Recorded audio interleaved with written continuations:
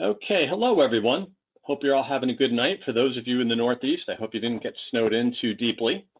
Welcome to this presentation for the ARRL Learning Network, an initiative of ARRL, the National Association for Amateur Radio. There are many ways for radio amateurs to discover and enjoy the pursuit of radio technology and communications. And we started this webinar series to help connect experienced members with all of our members so that we can share our knowledge, experiences, and training. So thank you all for being here tonight. I'm Chris Bickle, K1BIC. I'm the Lifelong Learning Manager at ARRL, and I'm a member of the Learning Network team and today's webinar moderator. Today's presentation is Learn and Have Fun with Morse Code, and our guest presenters are Howard Bernstein, WB2UZE, and Jim Kreitz, W6JIM.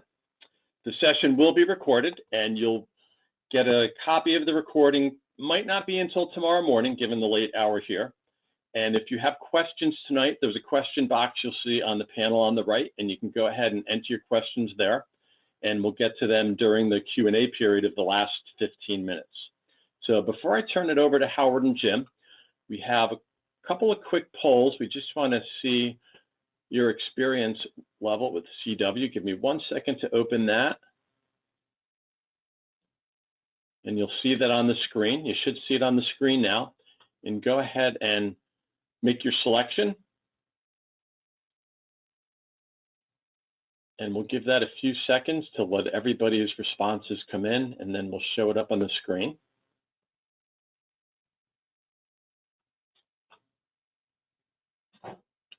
We still have some votes coming in.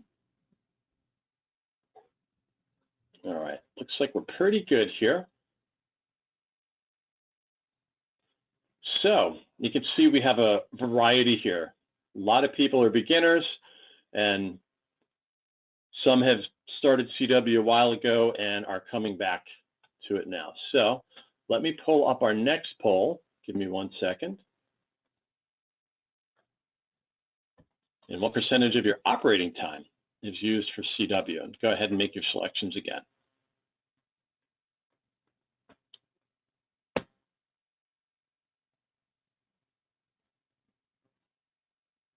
Give that a few more seconds. All right, looks like everyone's voted.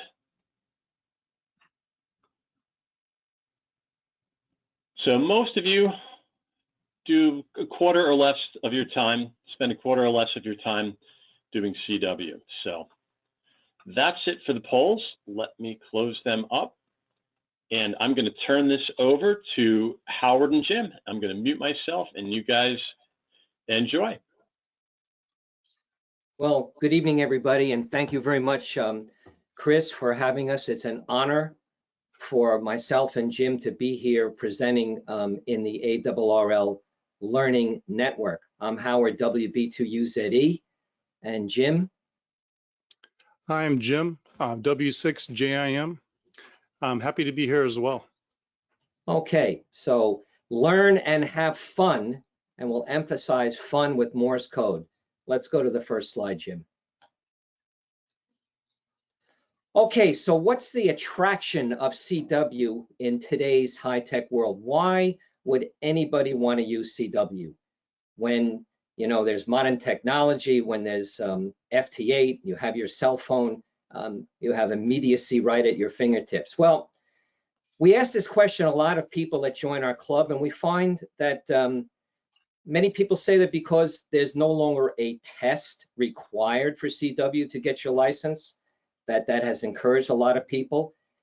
Also, there's a major interest in SOTA and POTA, Parks on the Air, Summits on the Air.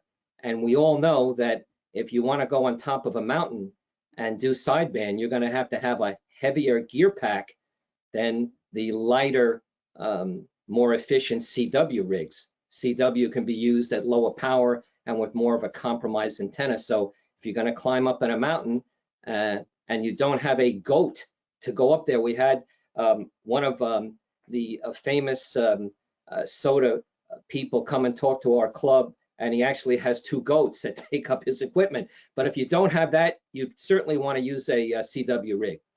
So why would someone prefer CW over FT8? Well, FT8 is a wonderful mode. You can have it, FT8 work signals that are very weak and in the mud. But the difference between that and using CW is that with CW, the computer is your mind. And when you get good at CW, you can hear signals -24, just like FT8. So all of this and the charm of using a vintage mode, we think is contributing to the resurgence of the interest in CW. What's next, Jim? All right. Well, learning CW. In our program, we break the CW characters into two classes. The first 20 characters in beginners 1, and the second 20 characters in beginners 2. And we teach using the Koch method along with the Farnsworth method. The Koch method dictates the order of the characters that we teach. And the Farnsworth method is the method of learning the code with a fast character speed, but 5 word per minute spacing. So you still have plenty of time to identify the character. And the reason that we like that Farnsworth with the fast character speed is because we want our students to learn by hearing the sound and not by counting the dits and das or trying to visualize what the dits and das look like. We want that sound to turn into a character in your mind, kind of like we have in the picture there. And then, of course, all this is with the focus of getting our students and getting anyone on the air using their CW, making QSOs as soon as possible. And we found that if you put in the time, you're going to be on the air very quick. Howard? Well, that's right, Jim. And we like to get our students on the air within 3 to 4 months of starting lessons. But, you know, if you put this question up on a forum like qrz.com and you put it out, well, what's the best way to learn CW? You'd get for sure 5,000 replies. But what's our experience in the past 3 years of teaching? Sure, the Farnsworth method is what everybody prefers, and there's merits to it. But you know, the most important thing is to get on the air and use the language that you're learning. I would take someone that would memorize the dots and dashes off a chart and got on the air within 1 month and be very proud of that particular person. And it can be done that way too. So making QSOs is the glue that puts learning any language like CW together. Okay, another popular question, another one that you could put up on a forum and you'll get all types of opinions. So what's our take on this? What should you use, straight key or keyer? We recommend that up to about 18 words a minute, you use a straight key. And why? We feel that it's using your mind, and your mind makes a very good connection right through your arm, right down to your fingers, and that will increase the learning curve when you're a beginner. Now, are we cast in stone about this and say, well, you shouldn't use a keyer? No, it's still your preference. And sometimes we will recommend a keyer to people that have some tendinitis or carpal tunnel. Sometimes pounding brass, as they say, would hurt a little bit. So we would say, go with the keyer. A bug is a beautiful instrument to use. It's complicated though, and it requires another mindset to use it. So we would suggest leave using the bug till you become proficient at about 18 words a minute, which is when you're knocking on the advanced stage of CW. But like I said, we're not cast in stone in this, but this is our recommendation. Fear of CW. This is my slide because I had a great fear of CW for a while, and I knew the characters, but I was afraid to get on the air, which is what led me to find the Long Island CW Club to get some help. And we found with our students that there's a lot of fear out there. We'll have students that learn the characters and they got them under their belt, but when it comes to getting on the air, there's just too much fear there. And what we're finding is that basically people, we have a lot of perfectionists in CW and they don't want to make any mistakes. So what do? We combat this fear. And the first thing we do is through the learning process in our club with we have classes and you have cohorts and classmates you're working with, and we try to get everyone comfortable with each other so you're not afraid of making a mistake in front of somebody else. And then we also teach you, which is absolutely true, that there's no such thing as a perfect CW QSO. There's no perfect any QSO. There's always going to be mistakes, but that's a given, and that's fine. So once you learn that, we focus on having fun in our classes. We focus on relaxing, and with that relaxation, it seems things just get a little bit easier. And then also education. We teach through our QSO classes what you can expect to get on the first exchange, what's expected of you on that first exchange, and same thing with the second exchange. So once you know what you're supposed to send and what's going to be coming, a lot of that fear goes away, because now the unknown, you don't have the unknown, you know, and so there's no fear of the unknown. So that's how we hit it. Howard? Yeah, you're absolutely right, Jim. And you know, one thing that we do not allow in our club, and many of our members have heard this before, we don't allow the word sorry. You know, when people come, right, Jim, and they start sending CW on Zoom for the first time and they make a mistake, they say sorry. No such thing as sorry. There's nothing to be sorry about. You know, back in the day, I got my license. I started with CW 54 years ago. There were no cell phones, and there were no, you know, multiple TVs in houses. So as young kids, when we got on the air, we wanted to get on the air right away because we wanted to communicate with all the young people that were becoming ham radio operators. So there was no fear. We just jumped into the water right away. And, you know, growing up, I never really knew that people were afraid of CW and making mistakes or what people were going to think about it. So we found out very early that this is a major thing, and we do our best to make people feel comfortable and become part of our community and combat it. So we're aware of it and we get it. What's up next, Jim? Oh, this Next is your that's right, getting on the air and CW QSO protocol. So why is it important to get on the air? Well, once you break through that fear, if you have it, and you break the ice, you've opened, and you've made that first QSO, you've opened up the door to a world of unlimited practice and fun on the air using your CW. So that's our goal. And but to get there, you need to know how a QSO is set up. And so we have classes that teach you just that. And the reason I put in this picture here, the back and forth picture, is because a good CW QSO is like a beautiful music. I mean, and I imagine it like a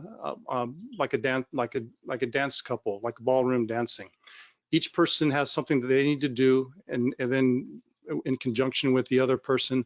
And when it's done right, it's a beautiful thing. And that's why the slide isn't here. Just kind of it's a nice, beautiful back and forth. And we teach that so that everyone can feel confident when they get on the air. Jim, maybe you'll say a few words about the protocol. Sure. I mean, we whenever I say that we teach the protocol, we break the we call it the protocol. I'm not sure if that's a wide used term, but what it is it's really the exchanges. And the first exchange, we call it protocol 1. Three major pieces of information are exchanged: the RST, the QTH, and the name.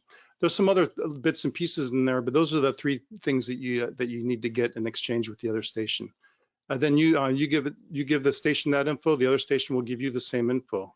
In protocol 2, it's almost always your rig, maybe your power, something about your antenna, and then something about the weather. Then you hand it back, and then you're expected to, you or the other station gives you back the same thing. So just by knowing these things and knowing what's going to be coming at you in that first exchange takes away a lot of the fear, because students realize, you know, they know what to listen for and they know what's expected of them. So all this is done in a way that when it's done right, everyone has their part. There's a call sign exchanges, there's asking how copy, and there's thanking somebody for the call and for the report.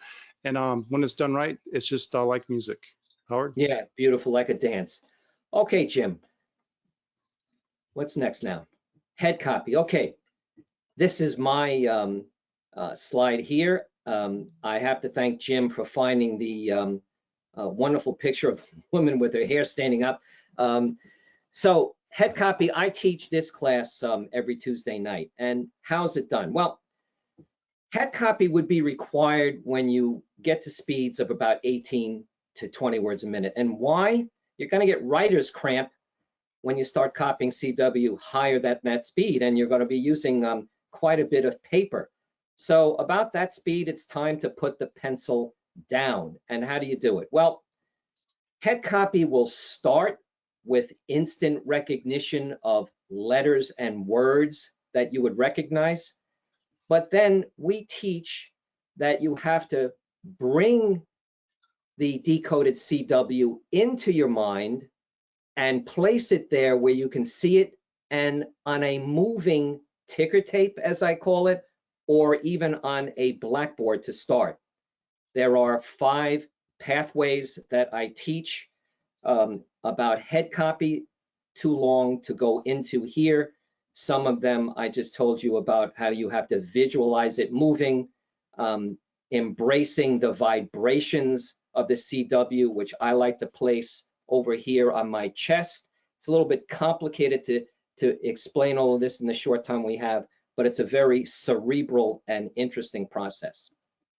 Okay, Jim, that's increasing speed, your baby. Increasing speed, is it necessary, and how? Well, the short answer is no, it's not necessary. You can have fantastic QSOs at 8 or 10 words a minute. You can have great QSOs at 24 words a minute.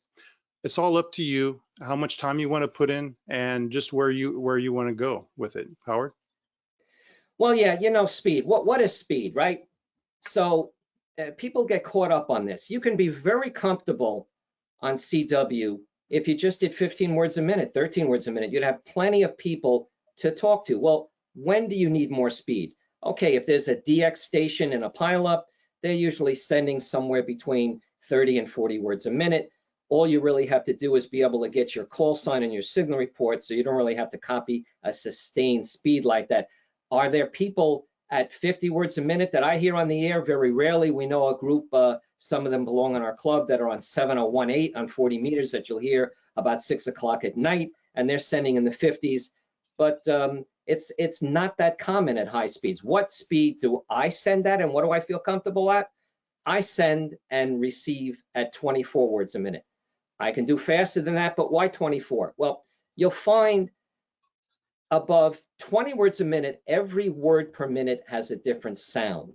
With me at 24, I'm still using my subconscious mind, meaning that I don't have to concentrate very hard on the CW, and I can do other things while I'm listening. I can text on my phone, I can do emailing, I can write my checkbook, I can do other things. You start going above that, you're going to drop off because you really have to concentrate, and it gets a little bit tiring to copy that high. So speed, whether you want to do it, is relative, and what you're interested in. The hobby, we don't push speed. If you want to learn it, we have teachers that are ready to teach it. What's next, Jim? Okay, so challenges. The next part of our presentation will discuss overstudy, errors, the famous CW plateauing, a little bit about sending, and being that Jim was in the military, expectation management, a very big military term that I learned from Jim. So why don't we take the first slide, Jim? This is yours, Jim. Overstudy. Well, I think that I like what we say there, kind of says it all. There's tons of apps and websites, and you could spend all of your time, 100% of your time, you would never have to get on the air. You could just be practicing with all these apps and getting better and more accurate and this and that. But is that your goal? We don't want you to become a professional student, and we want you to get on the air. That's the whole point. So where it's great to have access to these different resources, you don't want to overdo it. Howard? Well, that's absolutely right. And what we say is that, you know, with so many apps, I mean, anybody who joins our organization, we ask them right from the beginning what apps and website they use. And there's hundreds out there where you can learn CW. And because we're a modern technology society, people tend to get caught up in becoming what we call a professional student of CW. And they study and study using computers. And then when they get on the air, they find out that people are not sending the Farnsworth way, and people have their own fist, and it's totally different than computerized CW. So we like people to get on the air right away and not become just learners of CW. You know, it's with so many apps and computer programs, people tend to think, well, I really got to learn CW up to 25 or 30 words a minute before I dare get on the air. I think that's a little bit tied up in the fear. Now, you know, we have studies in our club file that were very prevalent in 1943. Why 1943? Because, you know, in World War II, they had to crank out thousands of CW operators during a war effort. Now, they used to crank them out in a month, and we read the studies about this. Now, if you're going to be studying CW for a year, World War II would have been over. So just study for a while and practice and learn on the air. That's the best way to do it. QSOing is the glue and the end game. Okay, Jim. All right, errors. As I said, I've taught for over a year. I taught basic characters to beginner students, and so these are some of the things I saw. There's not really a whole lot of problem with students learning, but these are the ones I saw come up occasionally. First one is opposite characters. Now, the characters K and R, P and X, Y and L are completely opposite of each other. So sometimes we'll have students thinking they're sending a K and they send an R. Now, the student will be frustrated, but I get excited and I say, hey, that's great. And they say, why? And I say, well, it's because your mind's starting to categorize these things and put them together. And they'll say, but those aren't the same. And I say, exactly, they're completely opposite. So your mind is starting to put things together that are similar. They're similar because they're completely opposite. And so that's a common thing that we see, but students always work through it. Also, similar characters. Characters like S and H are very close, just one little part keep separating them, making them different. Same with 6 and B and J and 1. And that's just getting your ear to a point to where you can really differentiate between these things. And sometimes people have, and someone, I was in the Air Force for many years listening to jet engines, and my high range hearing is not that great. And we found that people that do have a little bit of hearing loss, if they change the tone, it really helps them out with these similar characters. It really helps them if they lower the tone down, maybe, or maybe some people find a happy tone that they like, a happy place frequency, and it works perfect for them. So those are some suggestions and some things that we've seen. Yeah, that's right, Jim. And I do believe that changing the tone while you're operating will increase, you know, the amount of time you'll enjoy being on the air. It'll just break up the monotony and change your mindset a little bit. What's up next, Jim? Let's see here. Plateau. Okay, plateaus. Big thing with all learners of CW. They find they get stuck at certain plateaus, 11, 15, 18 words a minute. Now, how do we deal with this? We train in a way, we call it periodicity training. I didn't come up with this word. One of our members did, HAL, WA2AKV.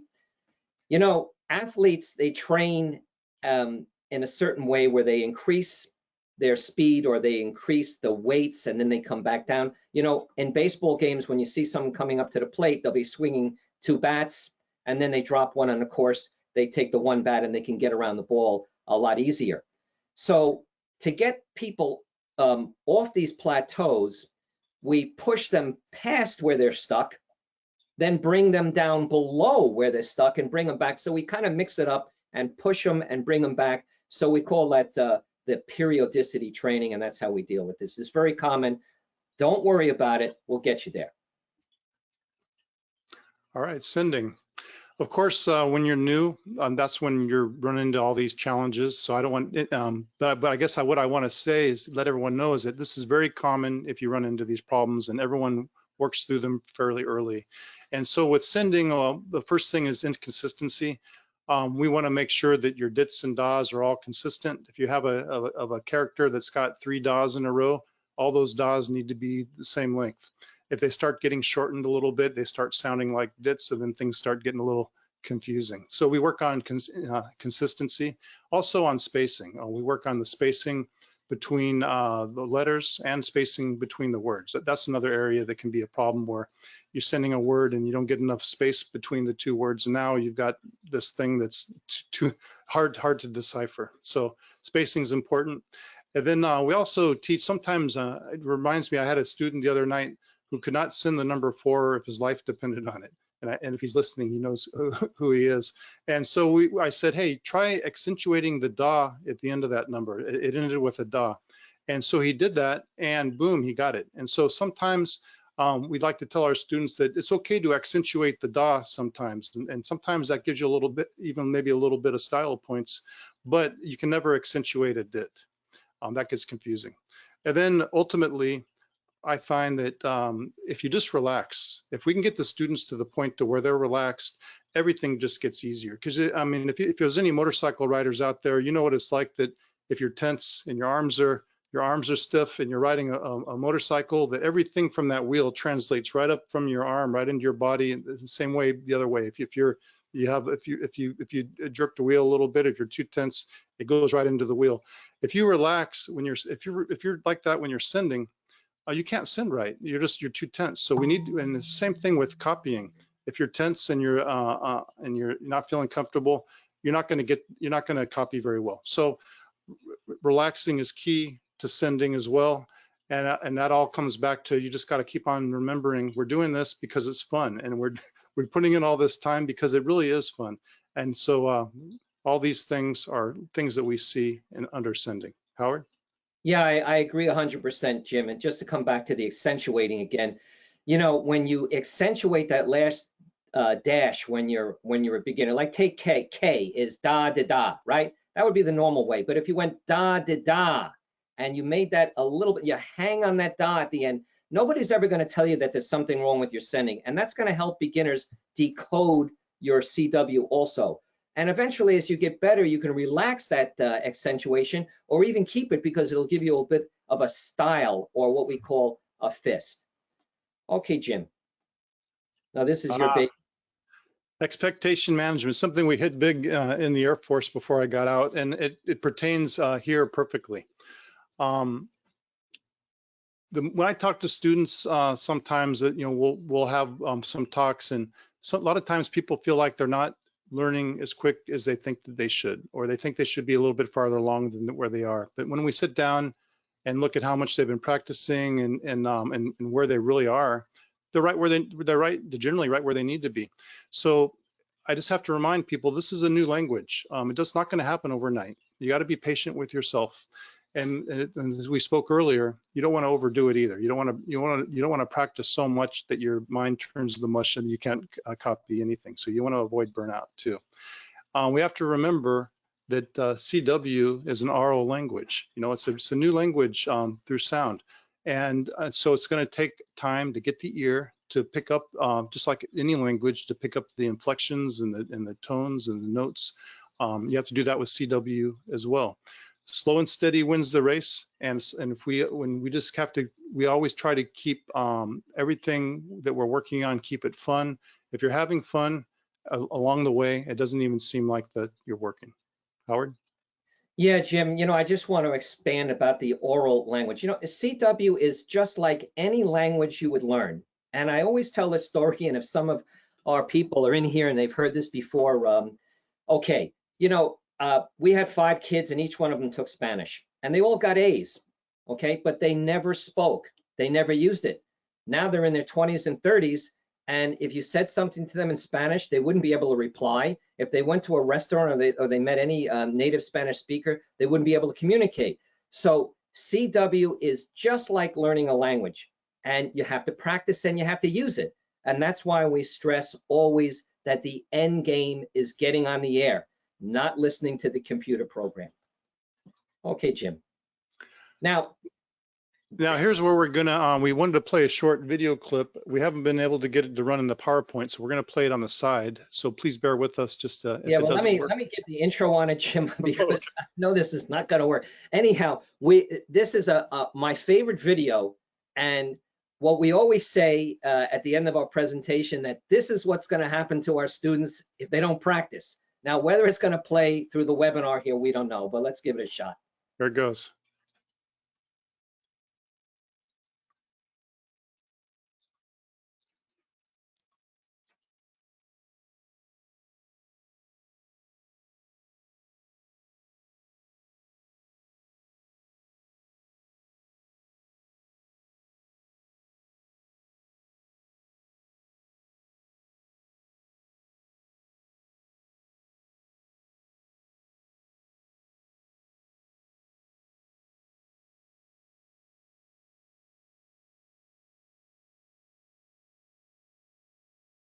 All right, are we back? Are we back into the slide here? Let's see. We got half of it. The other part is that Mose asked Larry, he goes like, what's it say? And he goes that, and he slaps him. Now, we don't slap that hard in the class, but every time I see that, I love it. I've seen it 1,000 times. As you can see, I'm a Three Stooges enthusiast. So I'm glad we got half of it. Okay, so what is the Long Island CW Club about? We're teachers of Morse code. We've been, what's going in January is going to be 3 years. We have actually, this is, I gave the update to Jim today, 1,106 members. It's already outdated. We're in 50 states. We're overseas. We have a number of teachers.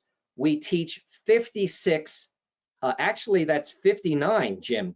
59 online adult classes per week on Zoom and 9 kids classes a week. And we also have special classes for ladies only.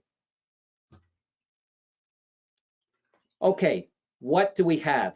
Besides teaching CW, we're a full brick and mortar / hybrid online club. Everything we do locally is also on Zoom.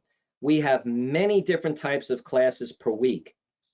On Monday nights, we have electronic theory that we're teaching, basic AC and DC theory. We have forums, many forums during the week. Monday nights, we have a forum on bugs, cootie keys, and straight keys. On Wednesdays, we have a CW makers class where we actually have a teacher that has a microscopic camera and he teaches building techniques. And we're very involved in internet CW. We're on V-band and we support them 100% if you haven't heard about them yet. And what is V-band? Well, you can make a QSO on the internet. It's a good stepping stone to fight the fear of getting on the air. So people like to have a lot of intermediate steps. We're also doing modulated FM CW over repeaters, and we're doing that on Zoom and through Echolink. We have a SOTA, POTA, and QRP forum on Saturdays. We have a forum just for antennas on Sunday. We're going to be bringing in boat anchors forum, and there's, believe it or not, Jim, what's going to go is the CW and yoga meditation. I got a teacher for that, so that's a go. So we have all of these things, and that's how we connect fun with CW. Sure, you can sit there and practice all by yourself and, you know, hope that you're not going to be enticed to go to Netflix instead because they have so much good content. So we have so many things going on in our club to make it fun for the entire community so that you can make friends and have a connection during these very difficult times the entire nation and the world is going through.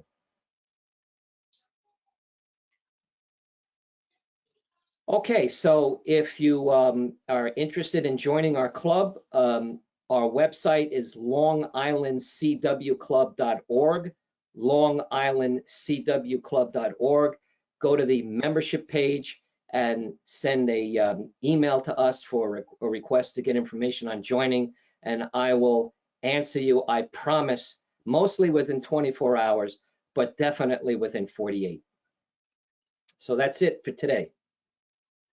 All right, Howard and Jim, thanks. That was a great presentation, and you make CW sound so achievable. So that's awesome. Let's get right to the questions here. So you did speak to this a little bit, but the first question is, what programs are available that I can use to listen on my Android that facilitates learning when I'm walking the dog or driving around? I used to do 25 words per minute 30 years ago, and I long to copy again. So do you have any specific recommendations? Well, I can't name all the Android programs, but we have a complete compendium that we have painstakingly made that lists all the programs that people have mentioned that they're using when they enter the club. And there are also 138 members that I have cut and paste their comments into this compendium where they talk about why they like it and what's the reason that they're using it. Then we also have a ranking by popularity of all of them, and there must be about 60 or 70. So that's definitely available to you if you're involved with the club. Great. Well, the program that we use is G4FON. That's what we're teaching, but you don't need to use that at home to practice. You know, another one that I like to listen to, it's not an app, but I like just to go on my phone to WebSDR, and you can dial into lots of different radios and just listen in all around the world and just listen to CW QSOs.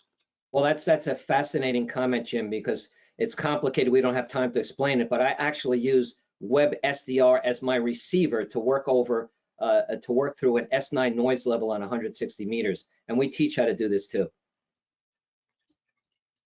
And you touched on this too, but just as a reminder, how do you get started with the classes, and do you need to be a member to participate? Okay, if you want to become a member of Long Island CW Club, we ask for a donation of $30 per year. We also have an option of $90 lifetime, which I would say about 60% of the people do when they come in. We also have 2 years, $50, 3 years, $70, which nobody really goes for. And once you register with us, you get full keys to the club. There's no other expenses.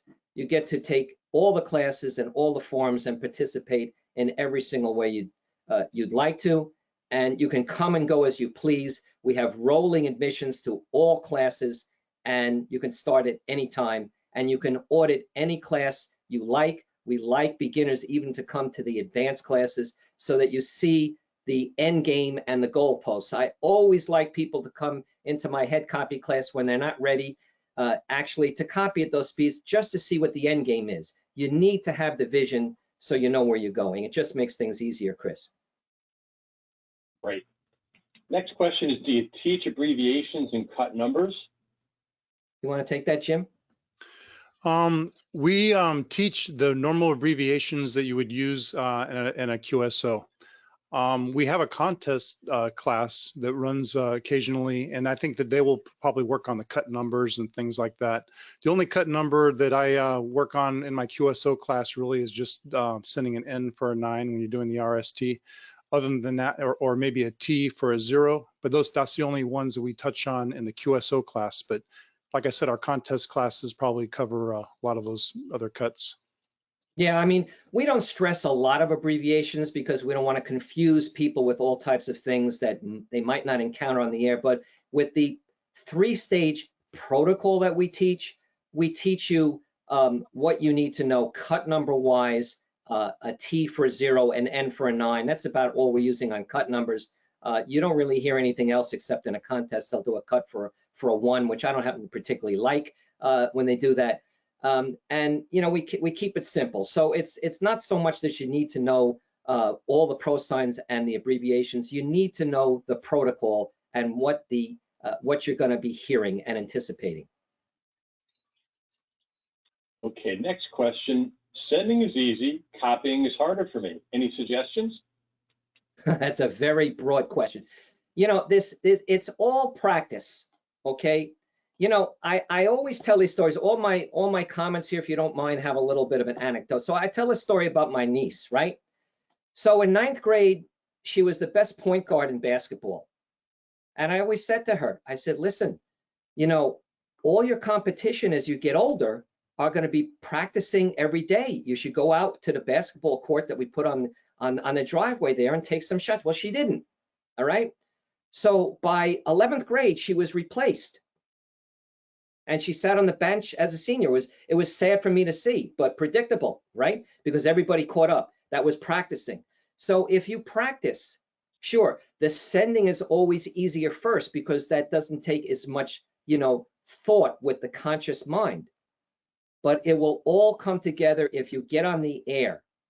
The longer you wait to get on the air, the more you're going to have these dislocations. So of course we know people are afraid to get on the air, so they postpone it. We know that, and we try and encourage it. We have a live QSO class where I actually get people on the air. We all get on Zoom. We listen to the same station overseas. Let's say we're all on the East Coast and there's a guy in Germany.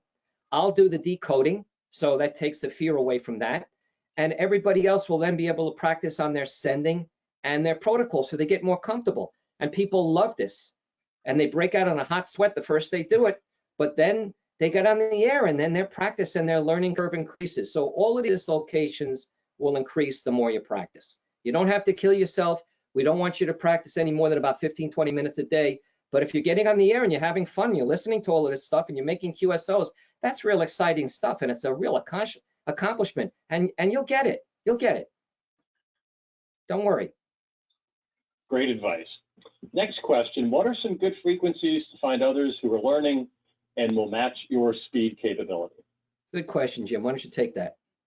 Sure. I always encourage all of my students to get involved with the SKCC and to hang around the SKCC frequencies. I know for 40 meters, I think that's 7055.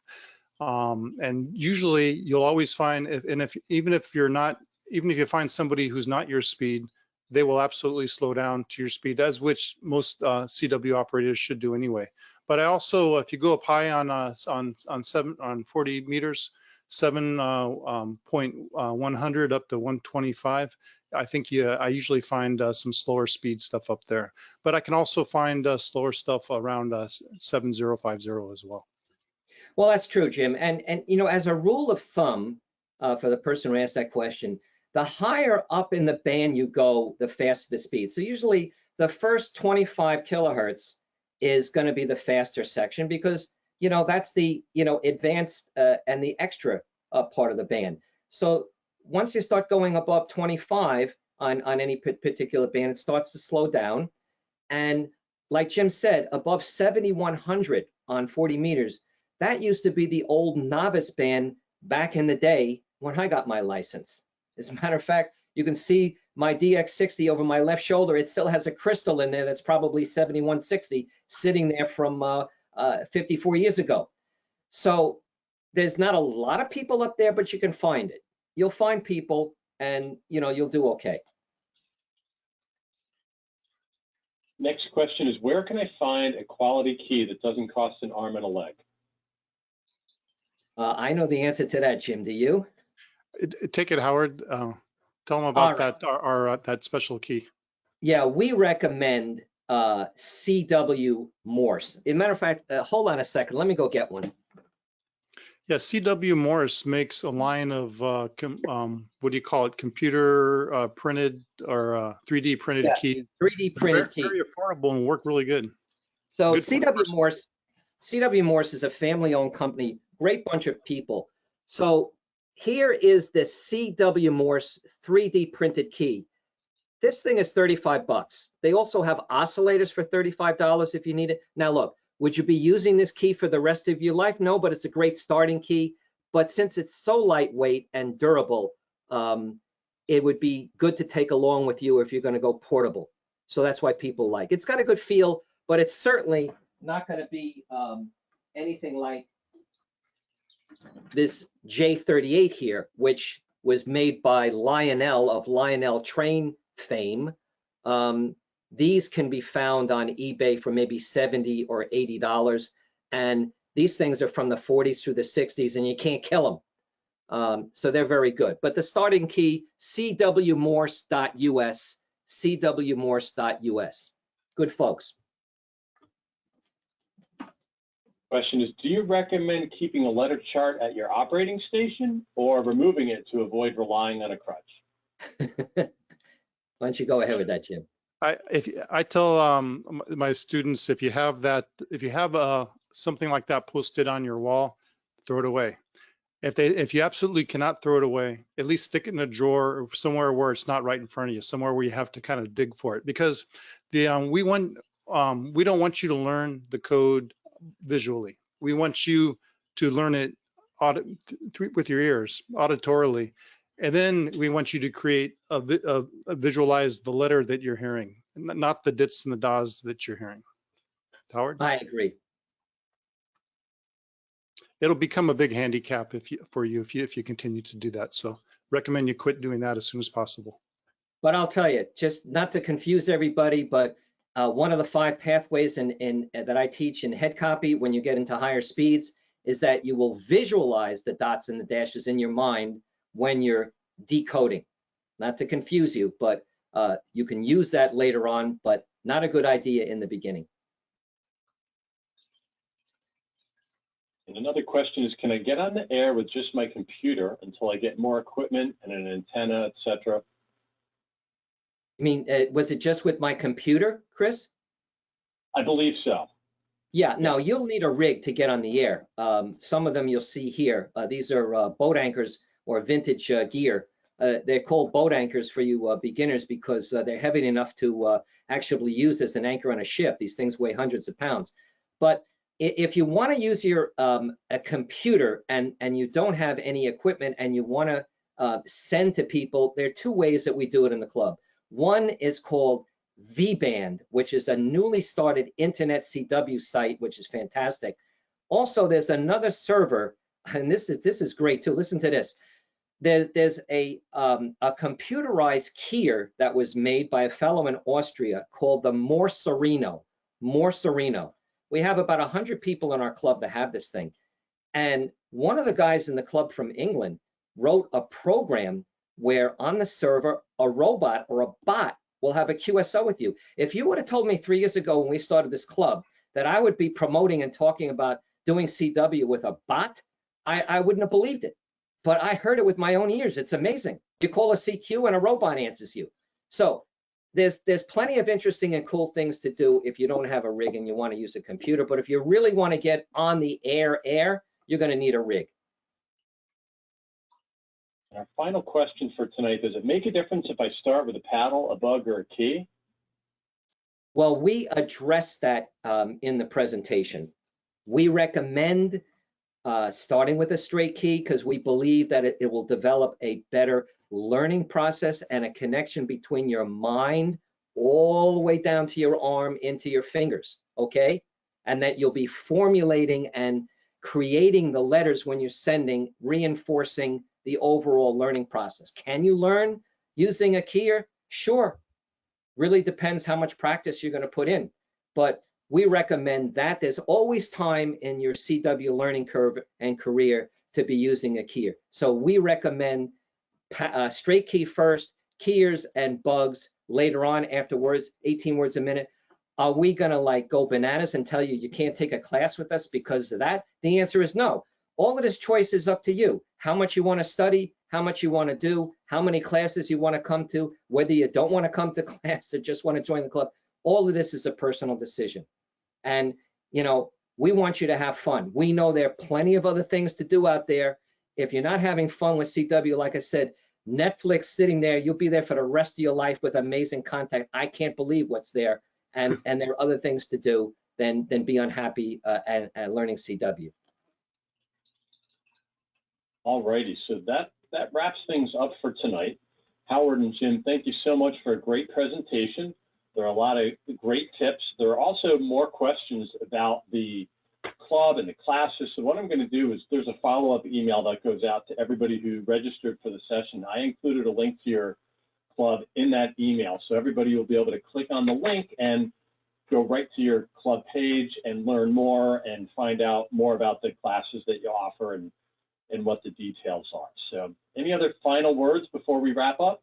Well, that's very nice of you to include that, Chris. You know, thank you for having us. I mean, Jim and I, we do these presentations frequently, and which we enjoy. And I'll tell you, you know, the presentation takes about 35 minutes, but our Q&As have been going as much as 2.5 hours after that. It's amazing. We love questions. We don't really like talking at people. We love to hear the comments and the feedback. And, you know, we love talking about CW because this is our hobby. This is what we're all about. So if anybody didn't have a question, you know, you don't have to join to get an answer. Send an email to me through the club, or I'm good on QRZ, WB2UZE. Send me an email, send Jim an email, and we'll answer anything you want that didn't get attended to today. So we'd be more than happy. And Chris, thank you very much for having us both. As I said before, it's an absolute honor to do this for the ARRL, you being an extremely important organization and the backbone of everything for us. So I appreciate that you had us tonight. Well, you're certainly very welcome, and we thank you for your time tonight. Just a reminder to everybody to visit the Learning Network webpage for a schedule of our upcoming webinars. You can go to ARRL.org and either type in Learning Network in the search box in the top right, or under the slider, there's a link to webinar. Our next session is QSLing in an online world, and that's going to be after the new year on Tuesday, January 5th at 1 p.m. and is being presented by Anthony Luscri, KAZT. He's done a couple of other presentations for us as well, and we're always looking for more. So there's a link on our Learning Network page to submit your own proposal if you're interested in presenting. So Howard and Jim, thank you again for your time. And everybody, thank you all for participating tonight, and have a great night.